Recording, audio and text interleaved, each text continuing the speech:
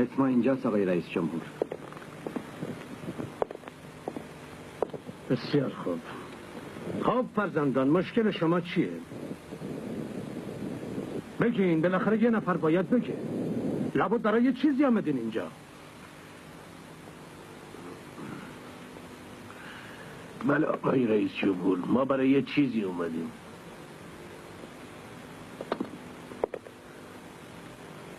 خب تو بگو چی شده؟ اون مزرعه رو که میدونیم، همون که یه سنگ بزرگی سفید وسطش جنوب آننین کویلکو. آقای رئیس جمهور، هیئت زمینمون رو گرفتن. کی زمینتون رو گرفته؟ فرزندان، وقتی کسی رو متهم میکنید سعی کنید حتما مدرکم داشته باشید. کی زمینتون رو گرفته؟ همون ملاک بزرگ، ملکش از یک کشورم بزرگتر. دره های سبزمون رو گرفتن. فقط تپه های سنگلاخ و برامون. اونجا نمیتونیم گندم بکاریم. درسته. یه حصار تازه با سیب خاردار کشیدم. دیگه خوراک گاوامون رو نداریم. اون 3 خونه بغل سنگ سفیدو که میدونین کجاست. همه رو سوزوندن. دارن نیشکر میکارن تو زمین ما. میتونین ثابت کنین که مالک اون مزرعه هستین؟ بله، ما از زمان قدیم مالک این مزرعه بودیم. ما از دولت اسپانیا بنچاق داریم، از جمهوری مکزیک هم بنچاق داریم. خب اگه اینطور باشه مشکلی نداریم فرزندان. دادگاه مسئله رو حل میکنه. من شما رو پیش وکیل شخصی خودم میفرستم. اما قبل از دیدن کسی بهتر اول سنگچین مرز زمینتون رو معین کنید. با بنچاق و اسنادتون تطبیق کنید. مرزهاتون رو مشخص کنید.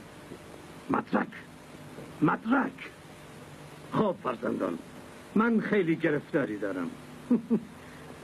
درست 4 ساله که من رئیس جمهور شما هستم. رئیس جمهور بودن کار آسونی نیست. متشکرم آقای رئیس. کار دیگه ای هست؟ آقای رئیس جمهور، ما نمیتونیم مرزها رو مشخص کنیم. دور زمین حصار کشیدن، نگهبان مسلح گذاشتن، همین حالا دارن تو زمین ما نیشکر میکارن. دادگاه قضیه رو فیصله جسارت قربان، ولی چه دادگاهی؟ هیچ شده تا به حال دادگاه به نفع دهقانها رأی بده؟ زمین تو رو گرفتن؟ آقای رئیس جمهور، زمین پدر منو خیلی وقت پیش گرفتن. فرزندان، من پدر شما هستم، حامی شما هستم، من خون شما هستم. از من بشنوید، این مسائل وقت میخواد. باید صبر داشته باشید. جسارت آقای رئیس جمهور. ما نونمونو با گندم میپزیم، نه با صبر. صبر از حصار و نگهبان مسلح عبور نمیکنه.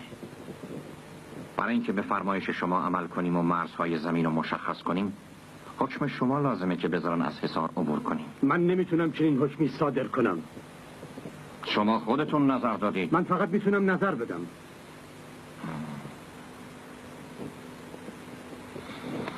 آقای رئیس جمهور، پس ما هم مطابق نظر شما عمل میکنیم. خیلی ممنون.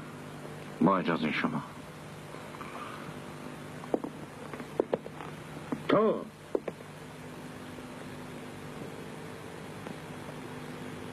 بله تو؟ بله آقای رئیس جمهور. اسمت چیه؟ زپاتا. گفتی چی؟